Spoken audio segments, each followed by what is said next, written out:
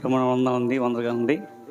ప్రత్యేకంగా దేవుడు మనందరినీ సజీవులకు ఉంచినాడు. ఈ యొక్క సమయాన్ని చూడలేక ఎంతమంది ఉంచడమో తెలియదు, కానీ అయితే మనం సజీవులకు ఉంచి ఈ 2వ నెలలో మొట్టమొదటి పునరుద్ధాలు పాల్గొని కొనిస్తున్నాం. ఒక్కసారిగా ప్రార్థన చేసుకుందాం. ప్రభా, ఒక్కసారిగా మీ యొక్క ఆత్మ నింపండి. ఇదిగో ప్రభా, బిడ్డలందరూ తండ్రి నీ చెందుకొచ్చుండగా వారికి అర్థమయ్యేలాగా నడిపించమని ప్రార్థన చేసుకుందాం. కృప కనికరము గల మా ప్రియ పరలోకపు తండ్రి, మీ కొన్నాళ్ళు నీ వాక్యం కొరకు ప్రభా ఎదురు చూసే బిడ్డల గురించి ప్రార్థిస్తున్నాం. ప్రభా, వారిని ప్రభా మీ ఆత్మ నింపండి. నీ కృపతో ప్రభా ప్రకటన భద్రపరచండి తండ్రి. నీ వాక్కులు ప్రభా వారి యొక్క చెవుల్లో తెచ్చి హృదయంలోకి సాయం తెచ్చేయమని, మీరే మహిమా ఘనత పొందమని యేసు క్రీస్తు నామమున ప్రార్థిస్తున్నాం తండ్రి. ఆమేన్. పరిశుద్ధ గ్రంథము నుండి యోహాను సువార్త 4వ అధ్యాయము 5వ వచనం. యాకోబు తన కుమారుడైన యేసేపుకిచ్చిన భూమి దగ్గర ఉన్న సమరయలోని సుకారను ఒక ఊరికి వచ్చెను. అక్కడ యాకోబు బావి ఉండెను. కనుక యేసు ప్రయాణము వలన అలసియున్న రీతిని ఆ బావి యొద్ద కూర్చుండెను. అప్పటికి ఇంచుమించు 12 గంటలాయెను. సమరయ స్త్రీ ఒకతే నీళ్లు చేదుకొనుటకు అక్కడికి రాగా యేసు నాకు దాహమునకిమ్మని ఆమెను అడిగాను. చాలండి. క్రీస్తునందు ప్రేమరా, ఇక్కడ సమరయ స్త్రీ ఎవరు? సమస్య అంటే ఎవరు ఏంటి అంటనే వారే కాదు, దేవుని ఎరిగి మరలా దేవుని నుంచి బయటకు వెళ్ళిపోయి వివాహం చేసుకున్న వారిని అన్య స్త్రీలు, వాళ్ళే సమరయులు. దేవుని సావాసం ఉండి తొలగిపోయి మరలా పాపంకి వెళ్ళిన వారిని సమరయులట. అయితే యేసు ప్రేమలంటే తెలుసా? నశించిపోయే విషయంలో ప్రేమ కలిగి జాలి కలిగి ఎలాగైనా ఆ వ్యక్తి రక్షించాలా. కాబట్టి ఆలోచన చేసి యేసు ప్రభువట, అదిగో ఒక బావి ఉంది, యాకోబు తవ్వించిన బావి, ఎక్కడో ఆది కాలంలో తవ్వించాడు బావి. ఆ బావి అంటే ఇక్కడ చూపిస్తున్నాడు, సుకార్ అన్న ఊరిలో. యేసు ప్రభు అక్కడ వచ్చి కూర్చున్నాడు. అంటే ఆయన అలసిపోయేవాడా? అలసిపోయిన రీతి కంటే అలా అలసిపోతూ ఉన్నట. ఈ లోపు కామె వచ్చింది, ఊరి లోపల నుంచి కామె వచ్చింది, బయటికి వచ్చి అక్కడ నీళ్ళు చేతుకొని సిద్ధంగా ఉందట. ఆమెను చూసి, అమ్మా నాకు దాహమానికేమో. ఏమండి, ఈ యొక్క ఉదయకాలంలో నిన్ను అడుగుతున్నాడు దాహాన్ని, మరి ఇస్తారా? ఈమెలో ఆటంకం చెప్తామా? చూసిందట ఆయన వైపు చూసింది. యేసు వైపు చూసి, అయ్యా యూదులైన నీవు సమస్య నన్ను దాన్ని ఎలా గడుచున్నావు? మీకు మాకు సాంగత్యం లేదు, సావాసం లేదు. సావాసం ఉంటే అడక్క ముందే తీసుకొస్తారు నీళ్ళు. ఏంటి, ఎప్పుడైతే మీకు మాకు సావాసం లేనప్పుడు అన్నాడు, అమ్మా అడుగుచున్న వాడెవడో అది నువ్వు ఎరిగి ఉంటే నీవు ఆయన అడుగుదు.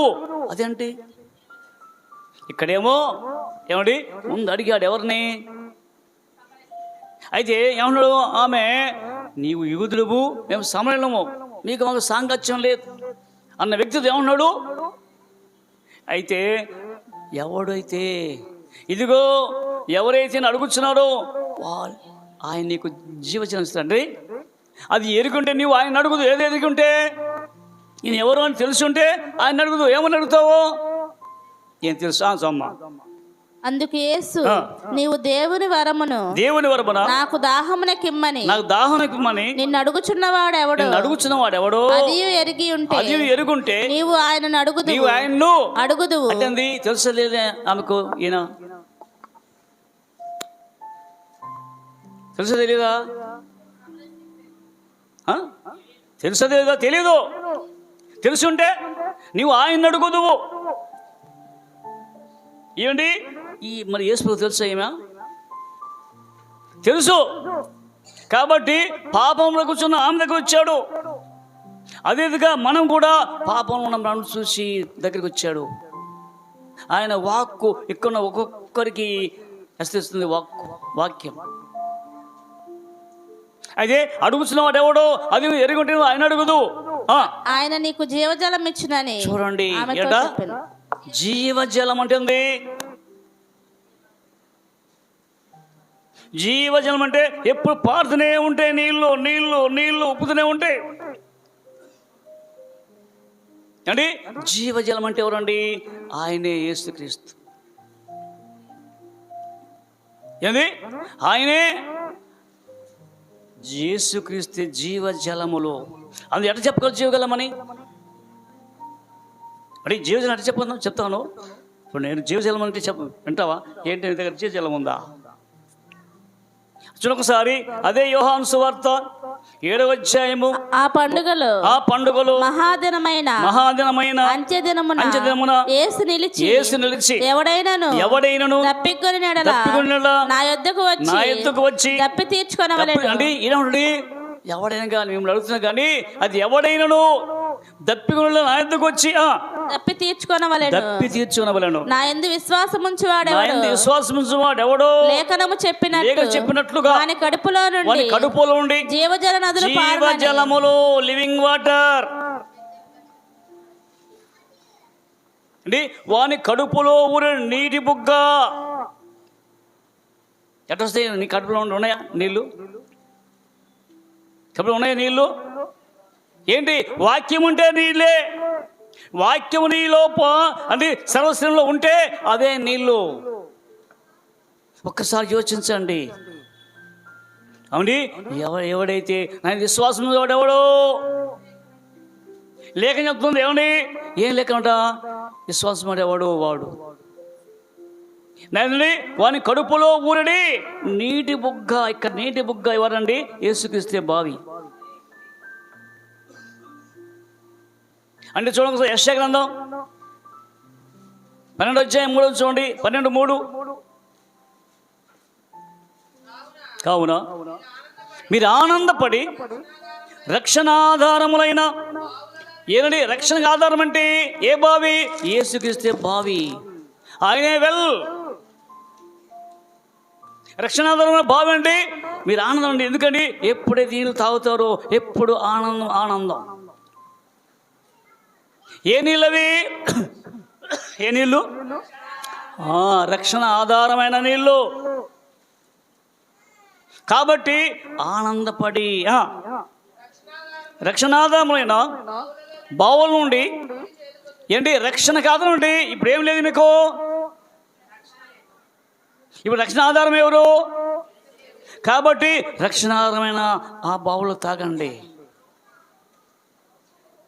అందుకనండి, అయ్యా ఈ బావి చాలా లోతైందే. మా పితరులు యాకోబు తన కుమారులకును అన్ని పశువులకును వాళ్ళకిచ్చి, మా పితరులు మాకిచ్చిన యాకోబు కన్ను గొప్పవాడు మా తండ్రి అంటున్నాడు. ఏముంటుంది? తండ్రి నిజంగా తండ్రేనా? యాకోబు తండ్రేనా? తండ్రి ఏది? తండ్రి పక్కన నడిచిందా? మా తండ్రి అంటే మా తండ్రి మాకిచ్చిన యాకోబు కన్ను గొప్పవాడవా అన్న 19 వచ్చినాం. నేను త్రాగువాడు ఎప్పుడు తప్పికొండి.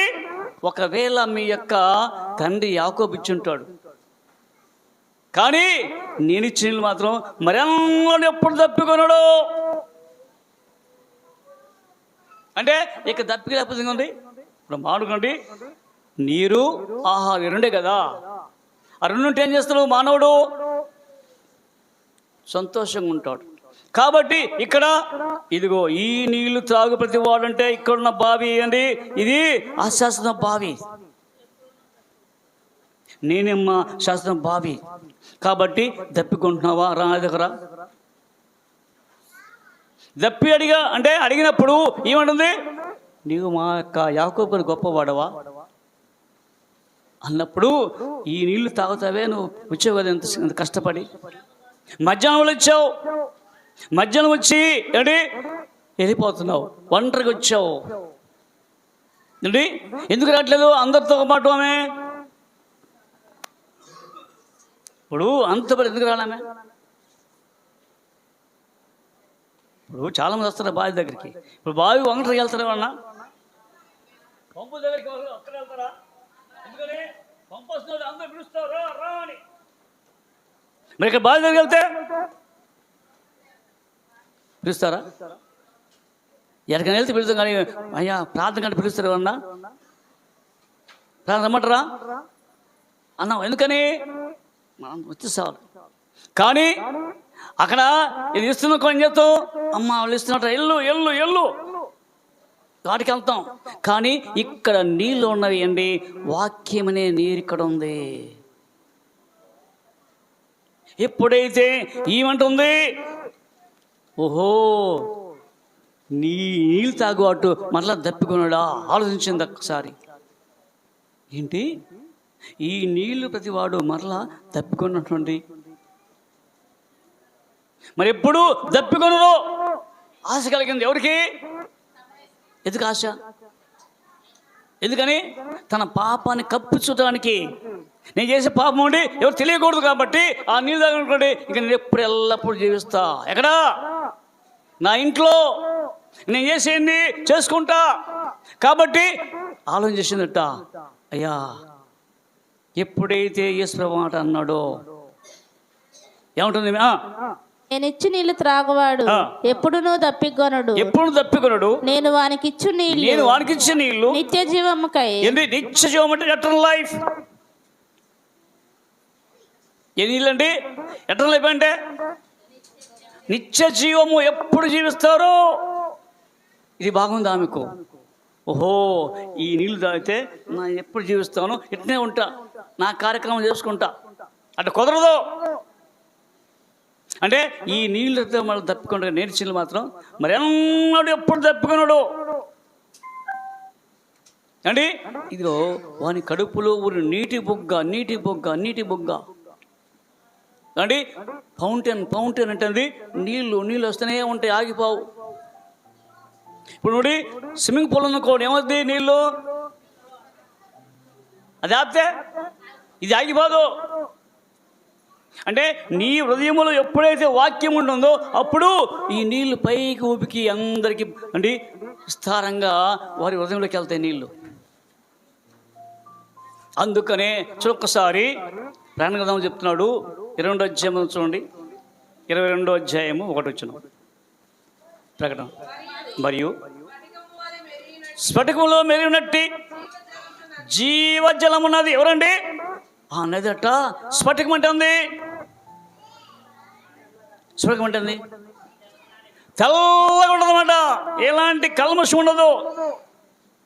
స్వర్గంలో మెరుస్తుంటే మెరుస్తుంది, దగదగ దగదగ దగ.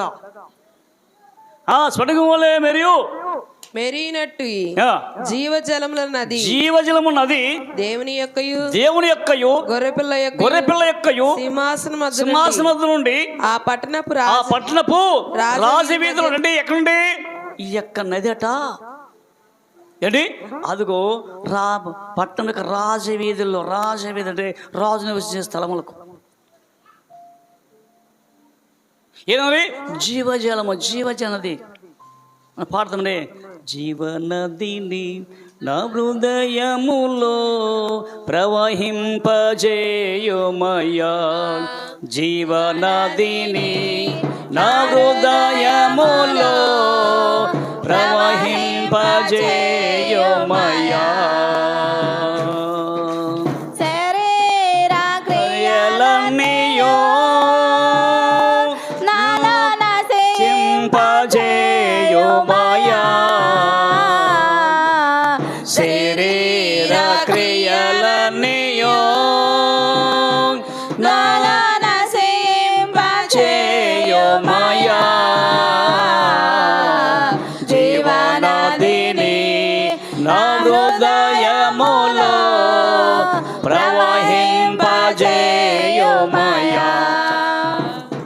జీవనది అంటే? జీవనది అంటే ఏంది? చూడొకసారి కీర్తనలు 36:4. కీర్తనలు 36:4.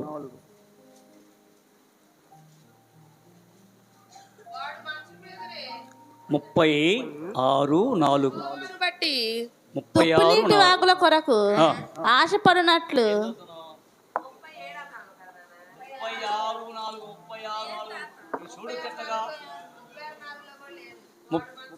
36:4.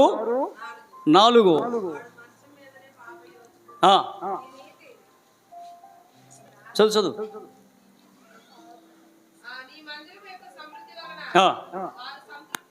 అంటే నీ మందిరం యొక్క సమృద్ధి అంటుంది. ఎన్ని మందిరము? ఆయన ఉదయం మందిరం. నీ ఆనంద ప్రవాహంలో ఉన్నది ఏంటి? ఆనంద ప్రవాహం ఉంది. ఏంటది? మందిరంలో ఉంది ఆనంద ప్రవాహం ఉంది. నది నది నది. నీ యొద్ద జీవపు ఏముందండి? జీవపు ఎవరి యొద్ద? ఎవరు ఆయన జీవండి? ఆయన జీవపూట. ఎవరు? యేసు జీవపూట. అందుకనే కీర్తన 46:4. ఒక నది కలదు, దాని కాలువలు ఇక్కడ నుండి ఒక నది ఉన్నట్ట. ఒక నది కలదు ఏంటి? ఒక నది. నది అంటే ఏనంటారు? మంది పక్కనే ఉన్నది. ఏంటది అంటే? అది ఎప్పుడు అంటే నీళ్లు పారుతూనే ఉంటాయి. కృష్ణా నది, యమునా నది ఏంటి? ఇవి గోదావరి ఏంటి? ఎప్పుడు నీళ్ళు ఉంటూనే ఉంటాయి. ఎప్పుడు ఎండిపోయినట్టు విన్నామా? ఎప్పుడు ఎండిపోవు. మరి నీ హృదయంలో ఉంది వాక్యం ఉందా? ఎండిపోతే నీళ్ళు, వాక్యం నీళ్ళు. కాబట్టి అయ్యా ఒక నది ఉందండి, నది కలదు, దాని కాలువలు దేవుని పట్టణమును సర్వోన్నతుని మందిరపు పరిశుద్ధ ఎక్కడ? సర్వోన్నత యొక్క మందిర పర్వతం అట్ట. అంటే ఎక్కడుంది దేవుని యొక్క పరిశుద్ధ పర్వతము ఏంటి అంటే? అక్కడ పరలోకం ఉందట. పరలోకం ఆ నది ఏంటండి? యేసుక్రీస్తు యొక్క రక్తమే అన్నది. కాబట్టి ఆ నది ఆ కాలువలు అంటుంది. అదిగో శరీరవయంలోని అన్నీ భాగాలు వస్తుంది. అంటే కాళ్ళలో, చేతుల్లో, తలలో అంటే ఈ యొక్క ప్రక్కలో అంటే ఏంటది? అది ఒక నది. ఏంటండి? ఆ నది కంటే నీలోకి వస్తుంది అన్నది. సర్వోన్నత మందిరపు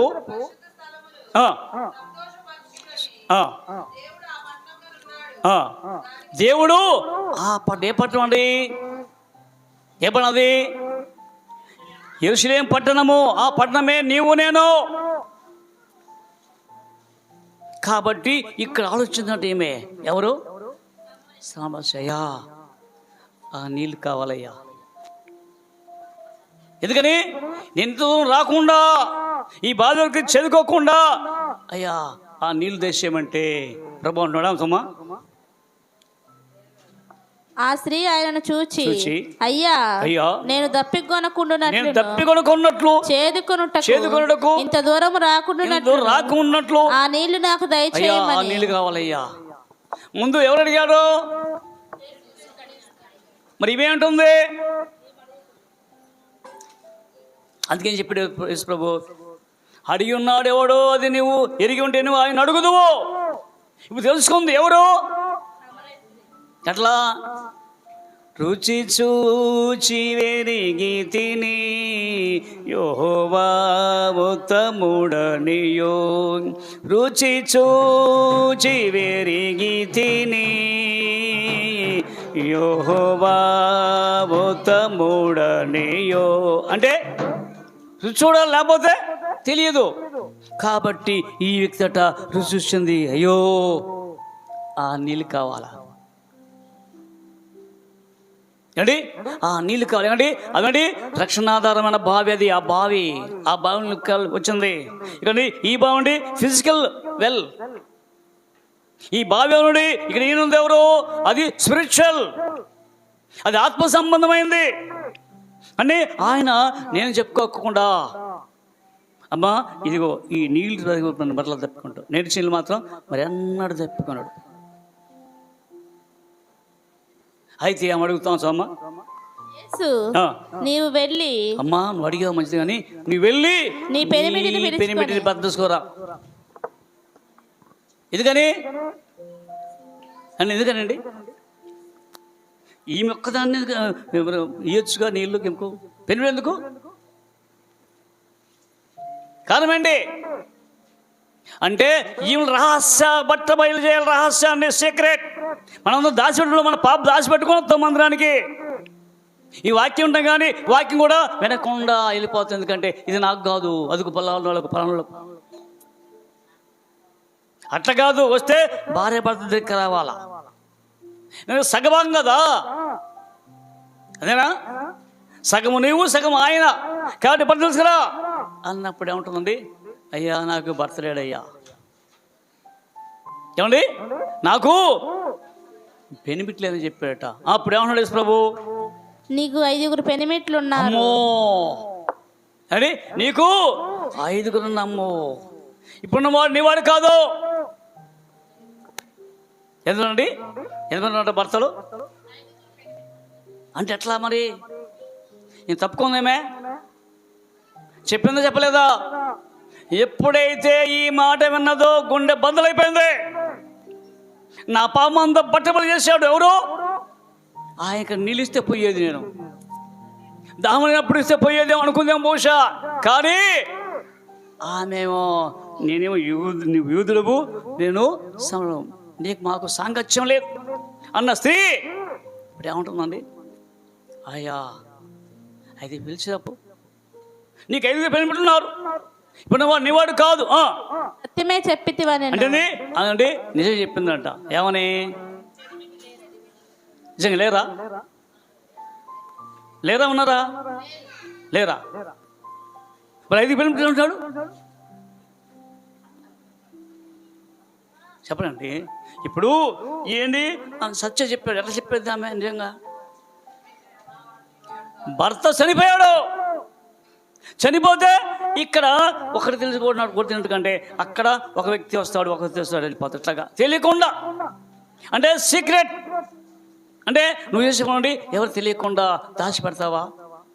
కానీ ఒకసారి యోచించండి ఇక్కడ, ఎందుకంటే ఈ వాక్యం నీతోనే మాట్లాడుతుంటే ఒకవేళ నీ రహస్య పాపాలు ఉన్నాయేమో ఇప్పుడు వదిలిపెట్టు. ఆమెతో మాట్లాడిన దేవుడు నీతో మాట్లాడింది వాక్యము. నీ ఎద్దుకు వచ్చి ఇదిగో ఆమెను చూపిస్తూ ఇదిగో నువ్వేనా ఆమెవు. ఎప్పుడైతే ఆ యొక్క మాట విన్నదో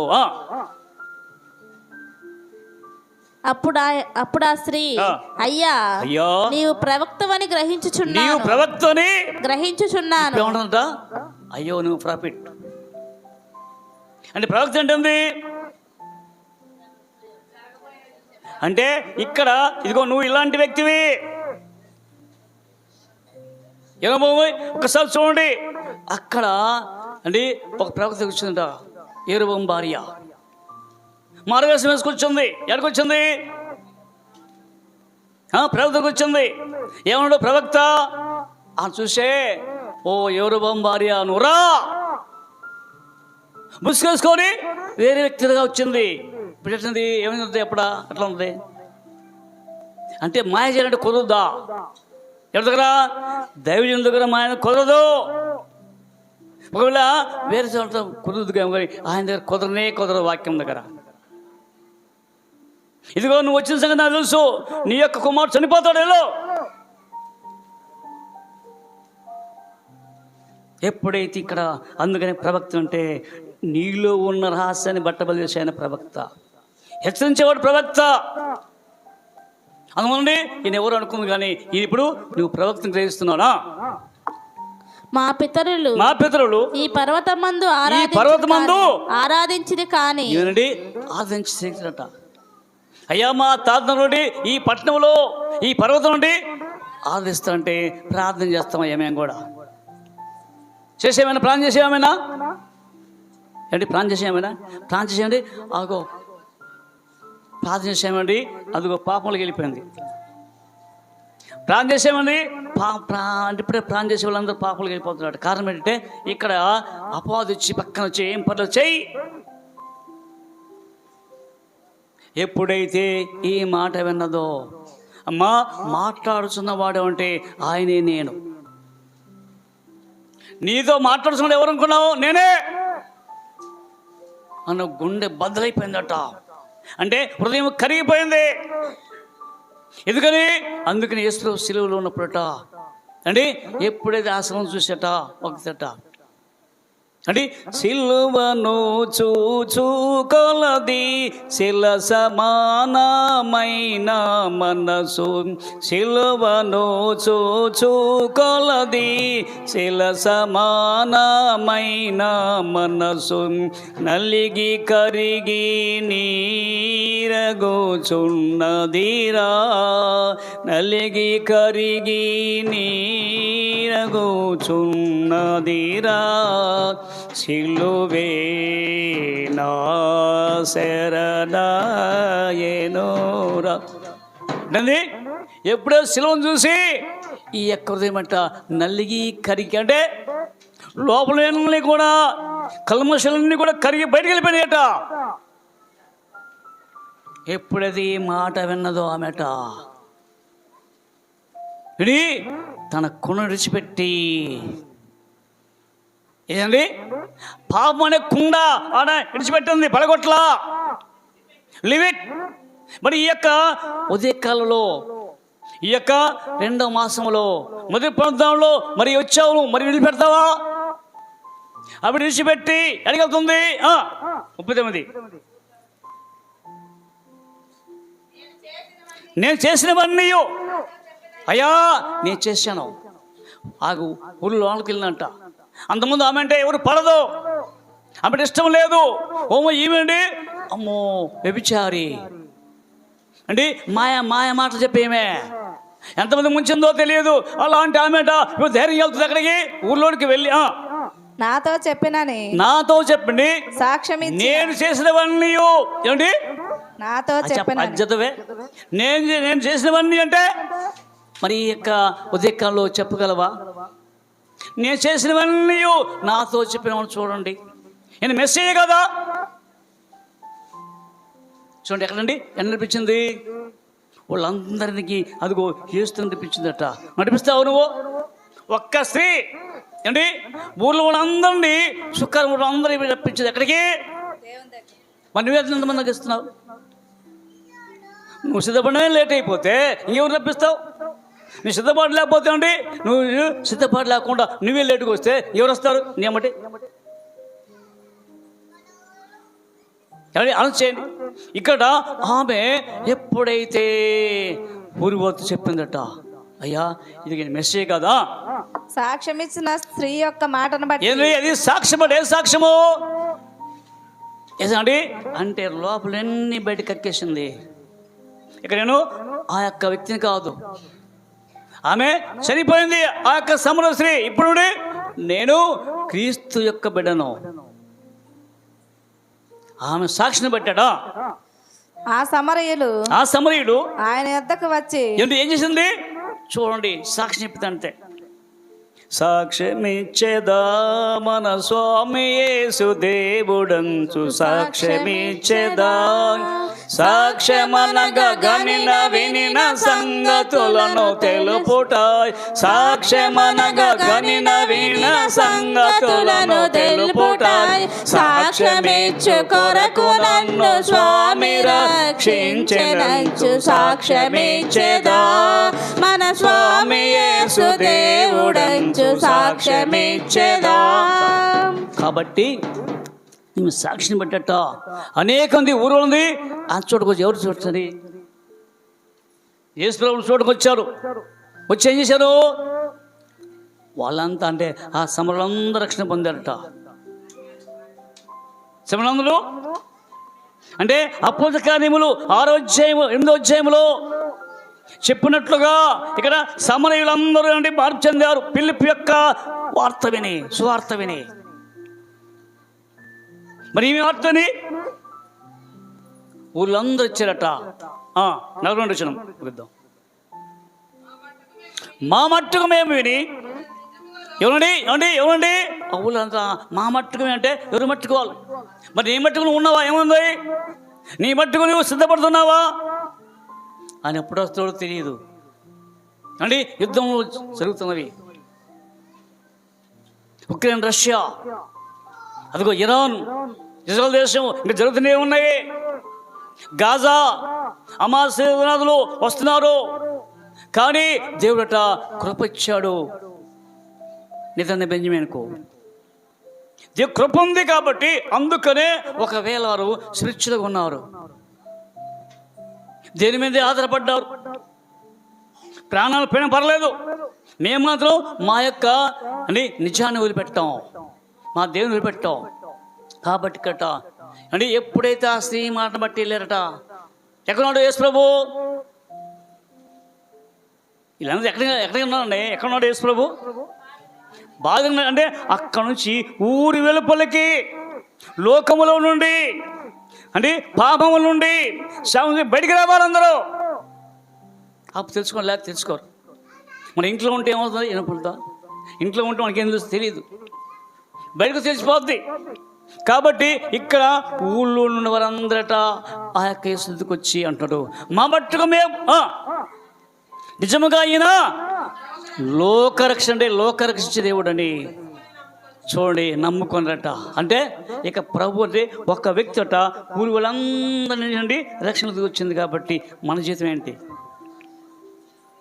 అయ్యా నేను కూడా భక్తి రక్షించాలయ్యా, నశించిపోయే పాపిని, నరకంలోకి వెళ్ళకుండా, అగ్నిజాలలోకి వెళ్ళకుండా ప్రభా ఒక్కసారి నీ కృప దాచేయి. ఆ సమరయ స్త్రీ తన పాత జీవితాన్ని పెట్టి నవీనముగా తయారై తానుకు పొందిన ఆ యొక్క మేలులో తాను పొందిన రక్షణ చూపించారట. కాబట్టి ఊరి వారందరూ వచ్చి ఆ యొక్క యేసు దగ్గర నమ్మారు, రక్షింపడ్డారు. అందుకని ఆ నది ఎవరనగా యేసుక్రీస్తే. ఆ కాలువలో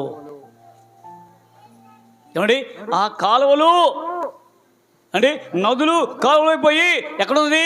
అది పరిశుద్ధ పట్టణం. పరిశుద్ధ పట్టణం అంటే ఏంటది? యెరూషలేము పరిశుద్ధ పట్టణము. కాబట్టి ఒకసారి ఆ పట్టణంకి వెళ్ళాలంటే యేసు ప్రభుని ఒకసారి జ్ఞాపకం చేసుకొని, ప్రభా నా స్థితిని నాకు తెలియపరిచావు, సమర స్థితిని, ఆ యొక్క స్థితిని మార్చావు, నా స్థితి ఎలా ఉంది, నేను ఎలా జీవిస్తాను అనిపించమని ఒక్కసారిగా ఆమెలాగా నీ వాక్యం నాలో స్రవించిందయ్యా, ఇక నేను దాచిపెట్టుకోను ప్రతి విషయంలో కూడా నీ వాక్యానుసారం జీవిస్తా బలపరచని ప్రాణం తీసుకుందాం. కొద్దిమా దీవిస్తుందా కృప మహిమగల మా పరలోక తండ్రి మీకున్నారు. నీ కృప చేత, నీ ప్రేమ చేత మమ్మల్ని కాచి దాచి ఇది ప్రభా స్ఫటికములాగా సముద్రం వలె ప్రభా పరిశుద్ధ పట్టణం తండ్రి జీవనది ప్రవహించినట్లుగా తండ్రి చూస్తున్నాం. ఆ జీవనది ప్రభా నీవే. ఆ నది మాలో ఉండాలని, మా లోపలికి రావాలని ప్రభా. కాబట్టి ఒకసారి ఆశ ఉంది కాబట్టి మా హృదయాన్ని తెరిస్తే నీ యొక్క వాక్యం మా అంతరంగ సమస్తాన్ని శుద్ధి చేస్తున్న ప్రభా సహాయం దేశం తండ్రి. ఈ స్త్రీ ఏ రీతిగా ప్రభా ఊరి వారందరినీ నడిపించి వారి రక్షణ కొరకు కారణమైన దేవా, ఒకసారిగా నీవు ఎప్పుడైతే ఆ బిడ్డను తండ్రి నీ కృపలు భద్రపరిచావో, ఆ నీళ్ళు ఏమిటో ప్రభా నువ్వు చూపించావు ప్రభా, అలాంటి నీళ్లు మాకు దయచేయి తండ్రి. నీ యొక్క కృప దయచేయం తండ్రి. ఎన్న వాక్యాన్ని ప్రభా ప్రజలను నింపండి. ఇదిగోండి, ఇదిగో తండ్రి చివరిదిన ఉన్నాం, అంజదిన ఉన్నాం, ఎప్పుడు వస్తావో తెలియదు ప్రభావం. మేము సంసిద్ధులమై నీ వాక్యానుసారంగా జీవింపేట్లుగా ప్రతి ఒక్కరిని సిద్ధపరిచి రానున్న దినంలో ప్రభా అనేకులకు మేలుకరముగా, దీవెనకరముగా, ఆశీర్వకరముగా సాయం తెచ్చేయమని కృతజ్ఞాపకం చేసుకోమని యేసుక్రీస్తు నామమున ప్రార్థిస్తున్నాం తండ్రి. ఆమేన్.